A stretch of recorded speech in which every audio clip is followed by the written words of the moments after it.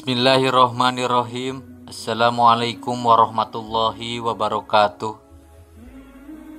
Sahabat yang beriman, Nabi Musa alaihissalam merupakan seorang nabi dan rasul yang diutus oleh Allah Subhanahu wa taala kepada umatnya yang bernama umat Bani Israel.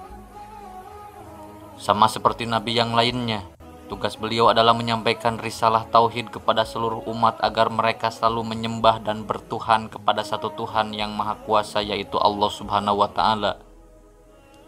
Nabi Musa sangat sayang kepada umatnya sama seperti halnya Nabi Muhammad SAW. Sayangnya Nabi Musa kepada umatnya ini dapat dibuktikan dari sebuah percakapan beliau di dalam Al-Quran.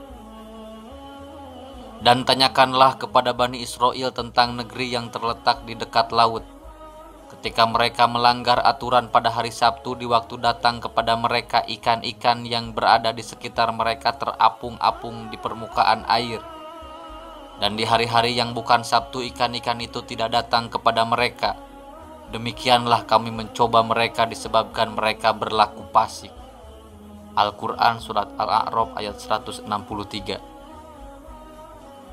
Imam Ibnu Katsir menceritakan mengenai ayat di atas bahwa Bani Israel termasuk umat yang paling membangkang terhadap nabinya. Pada awalnya sebelum mereka diazab menjadi kera oleh Allah Subhanahu wa taala, mereka diperintahkan oleh Musa untuk melaksanakan beribadah di hari Kamis. Lalu perintah ini ditunda karena permintaan umatnya, sehingga akhirnya Nabi Musa mengundurkan waktu ibadahnya jatuh pada hari Jumat. Ketika hari Jumat tiba, maka Nabi Musa mendatangi umatnya untuk memenuhi janji mereka dan mereka pun meminta untuk mengundurkan kembali untuk menunda pada keesokan harinya, dan mereka berjanji untuk tidak melanggar janji mereka pada hari Sabtunya. Singkatnya, Nabi Musa pun mendatangi mereka di hari Sabtu.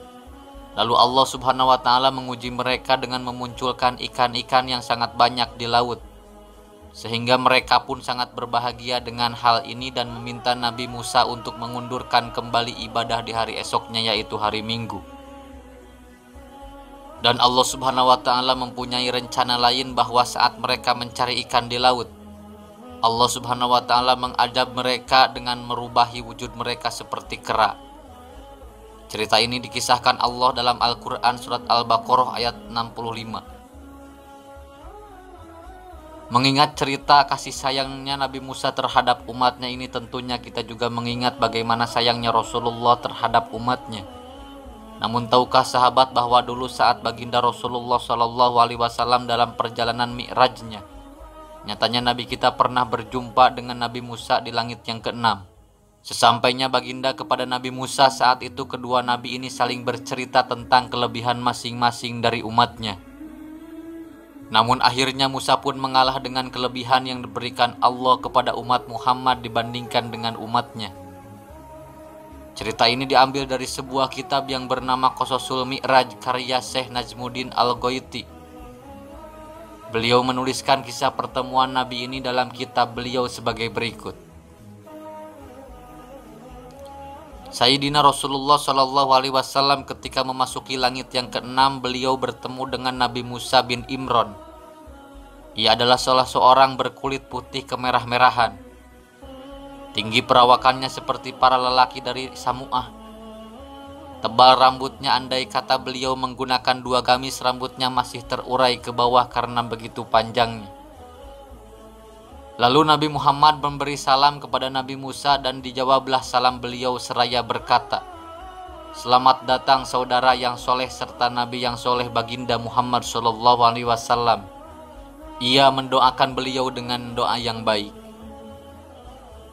Kemudian Nabi Musa berkata, "Orang-orang mengira bahwa akulah golongan anak Adam yang paling termulia di sisi Allah daripada orang ini, yaitu Muhammad SAW. Tetapi sesungguhnya dialah yang termulia di sisi Allah daripada aku sendiri." Setelah ditinggalkan oleh Rasulullah SAW, yaitu melanjutkan perjalanan, beliau kembali untuk naik ke langit yang ke-7. Tiba-tiba Nabi Musa menangis, lalu baginda bertanya, "Apakah yang menyebabkan Nabi Musa menangis?" "Aku menangis karena ada seseorang yang diutus sesudahku yang golongan umatnya lebih banyak masuk surga daripada umatku sendiri." Lagi pula bangsa Bani Israel mengira akulah dari golongan anak cucu Adam yang paling mulia. Ia pun masih hidup di dunia dan datang sesudahku, dan aku sendiri sudah berada di akhirat, yaitu alam arwah. Andai kata ia sendirian saja ia masuk ke dalam surga, aku tidak merisaukannya, tetapi dia bersama umatnya yang banyak sekali. Sahabat yang beriman, sungguh bahagianya kita dijadikan sebagai umat baginda Rasulullah Sallallahu Alaihi Wasallam, bahwa sebagaimana yang telah dikatakan oleh Nabi Musa, umat Muhammad akan lebih banyak masuk ke dalam surga daripada umat para nabi yang lain. Semoga dengan cerita singkat ini kasih sayang keridhaan kita selalu tercurah untuk baginda Rasulullah Sallallahu Alaihi Wasallam. Amin. Wallahu alam. Wassalamualaikum warahmatullahi wabarakatuh.